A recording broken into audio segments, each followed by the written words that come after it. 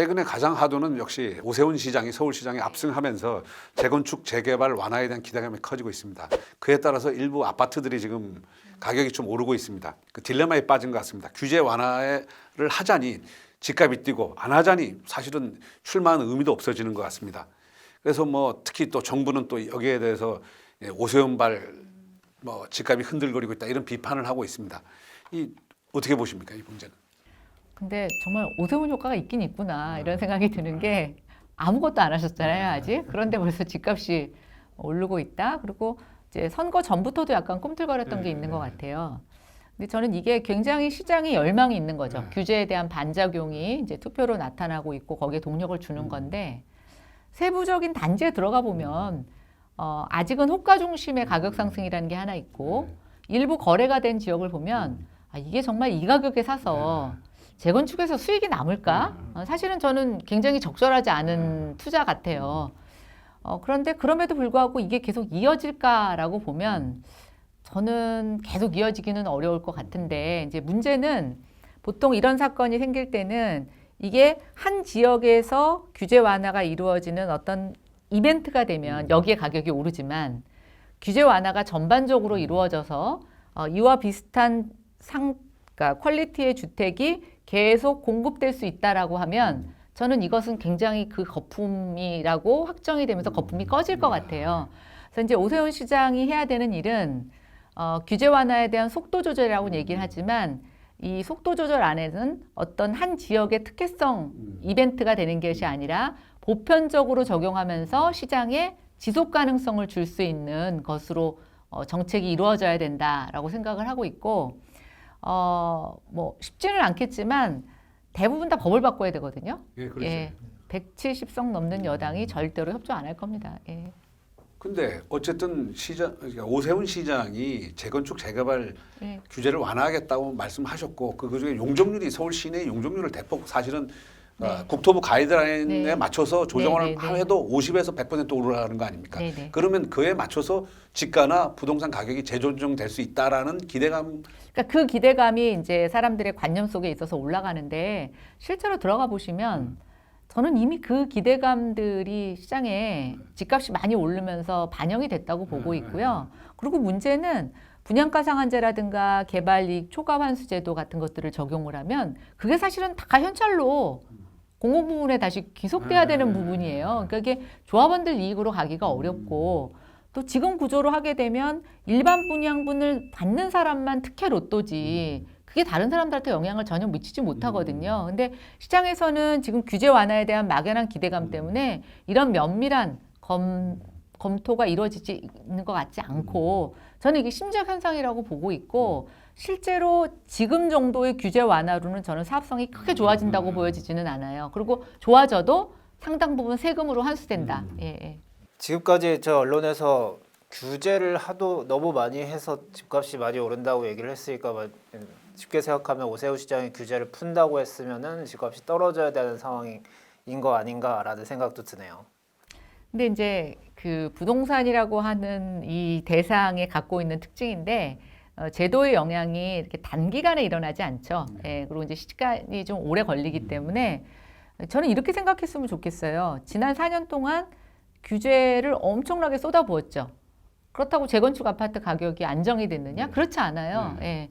그럼 이제 규제를 완화한다고 해서 조금 꿈틀거리겠지만 아까 제가 말씀드린 것처럼 이게 보편적인 모든 것에 다 적용이 된다라고 하면 저는 지금의 그런 기대감들은 좀 다르게 나타날 거라고 보고 있어요. 근데 오 시장이 최근에 이제 집값이 좀 꿈틀거린다고 그러니까 토지거래 허가제 얘기를 꺼내지 않았습니까? 그러면 솔직히 오 시장을 뽑은 의미가 없지 않습니까? 그럼 과거에 지금 이 정부랑 그런 식의 규제, 그러니까 약간 집값이 오른다고 해서 규제의 칼날을 들이대면 이 정부랑 차이 나는 게 있나요? 근데 이제 이런 게 있죠. 이전 정권에서는 규제를 한번 가하면요.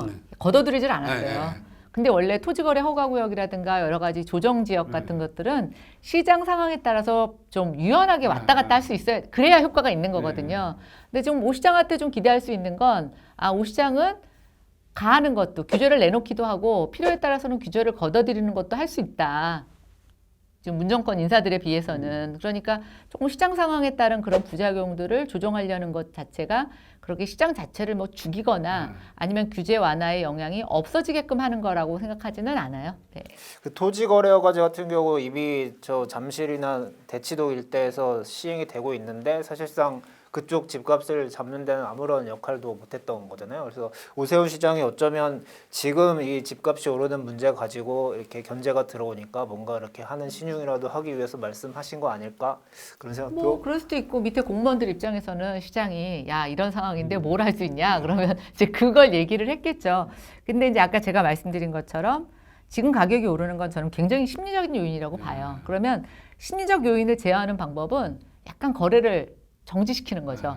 예, 그게 이제 토지거래 허가 구역 지정이라는 게 그런 의미를 갖고 있어서 저는 뭐 그 정도의 대응이라고 보고 있어요. 그 지금 서울시장 이후로는 여당에서도 규제 완화를 좀 얘기하고 있다고 말씀 주셨는데 좀 어떤 식으로 좀 규제가 변화가 지금 될 뭐 수 두 가지 정도 얘기가 종부세 기준을 상향하는 문제 예, 하나 있고 그 다음에 이제 신혼부부하고 무주택자에게 대출 규제 완화해 주는 게 하나 있는 것 같고요. 제가 좀 걱정하는 거는 뭐냐면 이게 정책은 타이밍이거든요. 그리고 일종의 이제 다른 정책과의 조화, 상충 이런 것들을 좀 봐야 되는데 지금 오세훈 시장이 공급과 관련된 규제의 일부 좀 조정을 하려고 하는데 여기에 돈을 풀면, 여기에 세금을 인하하면 저는 이게 어떤 부작용을 이뤄낼까라는 게 좀 걱정이에요. 그거 반대하시는 건가요? 아니요, 그러니까 그게 아니라 그러니까 제가 그 컨비네이션이 중요하다는 게 뭐냐면 이렇게 규제가 많고 세금이 올랐을 때는 규제 완화에 어떤 이렇게 조건을 걸어야 돼요. 그 이런 지금 부작용들을 최소화하면서 일종의 규제에 연착륙을 해야 되는데 이거는 누군가 컨트롤 타워가 있어서 각각의 영향을 좀 서로 상쇄시키고 조율할 수 있는 그런 좀 슈퍼바이저가 있어야 되는데 문제는 지금 여당에도 슈퍼바이저가 없고 또 야당과의 협치가 필요한데 이걸 서로 경쟁적으로 하게 되면 정말 서로에게 최악이 아닐까. 그래서 저는 오세훈 시장 규제 완화만 갖고 가격은 절대로 뭐 크게 걱정할 정도로 오른다고 생각하지 않아요. 그러나 지금 선거에서 진 집권 여당과 청와대가 이런 것과 경쟁적으로 뭘 하게 될 경우에 거기에서 생각하는 부작용은 우리가 예상치 못한 결론으로. 근데 지금 뭐 여당 얘기, 정부 얘기 많이 했는데 국민의힘 대책을 이렇게 얘기 듣다 보면 규제 완화 외에는 별로 얘기가 안 나오는 것 같아요. 오히려 최근에 그 여당의 송영길 의원이 청년층을 위해서 90% 모기지제도 도입하자. 그다음에 이재명 경기도지사는 기본주택. 이게 현실성이 있느냐 없느냐를 떠나서 어쨌든 이 주택 문제에 관해서 새로운 어떤 정책들을 내놓고 그것이 뭐 어느 정도 국민들한테 이제 설득력이 있는 것 같아요. 근데 야당은 일종의 보수 세력들은 막 규제 완화 말고는 별로 들어본 얘기가 없는 것 같아요. 그러니까 이게 좀 새로운 너무 게으른 거 아닌가 하는 생각도 들어요. 아까 제 목소리를 안 들으시고 다 그런 목소리만 들으시니까 그러시죠. 이제 김종인 위원장 때 저희가 몇 가지를 했는데 그 중에 하나가 후분양이었어요. 그러니까 저는 이렇게 과열된 상황에서는 정부는 자꾸만 사전 청약, 그래서 분양을 서로 당기는데 저는 오히려 뒤로 밀어야 된다고 생각해요. 그리고 이제 후분양을 하려면 뭔가 중간에 그 재원 조달, 건설 자금 재원 조달이 필요한데 그게 저는 지금의 시중의 유동성을 집어넣게 되면 시장을 연착륙시킬 수 있다는 생각이 들어서 그때 이제 후분양이라는 거를 그 정도까지 해석해주는 언론은 아무도 없었지만 저는 이제 그 계산이 하나 있었고 그다음 이제 두 번째는 저희는 젊은이들을 위한 그 주택 공적 모기지, 그러니까 약간 민간도 아니고 정책금융도 아닌 중간 사이에 그런 모기지가 필요하다고 봤어요. 뭐 필요에 따라서는 집값을 90%까지 해줄 수도 있고, 저는 그리고 일부 청년들 같은 경우에는 고시원 같은 데 사는 이렇게 청년들을 제가 만나보니까 보증금 500만 원을 못 만들어서 굉장히 열악한 주거를 선택하는 경우가 있어요. 그래서 500만 원에서 보증금을 1000만 원만 올릴 수 있으면 창문이 하나 생겨요. 그런데 월세를 20만 원을 더 내더라도 보증금 500만 원을 더 못 만들더라고요. 그래서 저는 이제 이런 친구들에게 보증금을 사실 무이자로 융자를 해주는 거죠. 그렇게 되면은 월세 부담을 좀 줄일 수도 있고 또 이제 주거의 품질이 좋아질 수 있는데 이제 이렇게 하기 위해서는 집주인들한테 지금 이제 전월세 상한제라든가 이런 임대료 규제가 있잖아요. 주택을 개보수하는 경우에 한해서만 약간 임대료 규제에 대한 버퍼를 주는 거예요. 그럼 어쨌든 조금이라도 더 받기 위해서 뭐라도 하나 고치겠죠. 그러니까 이게 저희가 지금 뭐 여권 시민단체에서는 임대료 통제만 얘기를 하고 있지만 이거를 어떤 임대주택에 대한 품질과 연계시켜서 규제를 약간 탄력적으로 운용하는 그런 것들을 하게 된다라고 하면 저는 지금보다 훨씬 더 어차피 집값은 기대감 때문에 올라갈 거지만 그 올라가는 것만큼 품질이나 주택에 대한 투자를 유발시킬 수 있는 보완 장치가 있을 수 있다고 생각해서 그렇게 이제 두 가지를 얘기를 하고 있고 또 저희가 이번에 이제 서울시장 그 재보궐 선거 앞두고 이제 발표한 것 중에는 서울 수도권의 교통 인프라 확충이 있어요. 강남에 뭐 아무리 용적률을 많이 높여주더라도 강남에서 서울 사람들이 원하는 주택을 다 공급할 수는 없어요. 그럼 이제 강남을 왜 선호하느냐라고 보면 교통, 학군 이런 것들이잖아요. 그래서 서울시나 수도권 전역에 조금 지금보다 교통 문제를 원활하게 해결을 해주고 또 교육 여건 해주고 그다음 이제 저도 코로나 겪어보지만 집 근처에 좀 대규모 공원이 있는 것들 되게 좋은 것 같아요. 그래서 이제 그런 좀 주거 인프라들을 확충해주는 투자가 같이 수반된다라면 저는 집값의 거품이 형성돼도 나중에 이것들이 가치로 어느 정도 순환되는 과정을 겪으면서 연착륙이 될 거다라는 생각이 들어서 저희가 그런 거 했는데 하나도 지금 안 알려져 있잖아요. 그리고 이제 그 외에도 뭐 로또 분양 같은 것들 좀 흡수할 수 있는 금융기법 이런 것들에 대해서는 지금도 좀 고민을 하고 있습니다. 오세훈 시장이 사실은 재건축 규제 완화 외에도 여러 가지 정책을 내놓고 있는데 정책의 한계를 인정하시고 중앙정부하고도 협의를 하고 이게 새로운 주택 정책을 만들어가는데 좀 앞장서야 되는 거 아닌가 하는 생각이 들어요. 그러니까 뭐 단순하게 재건축 규제 완화 이거만 너무 강조되다 보니까 오히려 집값만 약간 좀 자극하는 거 아닌가 이런 생각도 듭니다. 4년 한 번 더 일할 수 있게끔 한 번 더 뽑아주세요.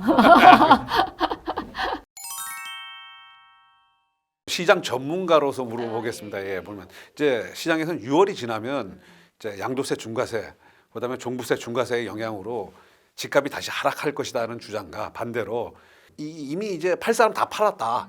그때 이후에는 이제 매물이 안 나와서 집값이 다시 오를 거라는 주장이 지금 대립하고 있습니다. 또 올해와 내년에는 서울 지역의 입주 물량이 뭐 재작년에 절반씩 계속 줄어들고 있습니다. 그러면 그래서 집값이 다시 오를 거라고 하는 주장도 있고 그런데 시장 전문가로서 보시기에는 올해 뭐 하반기 내년 집값 어떻게 보세요? 제가 경험적으로 보면 집값은 한 번 오르면 아주 외형적인 충격이 있기 전까지는 잘 안 떨어져요. 예, 그리고 조금 떨어지더라도 경미하게 조정만 있게 되지 잘 안 움직이거든요. 그래서 저는 뭐 더 이상 오를 요인은 없다고 봐요. 예.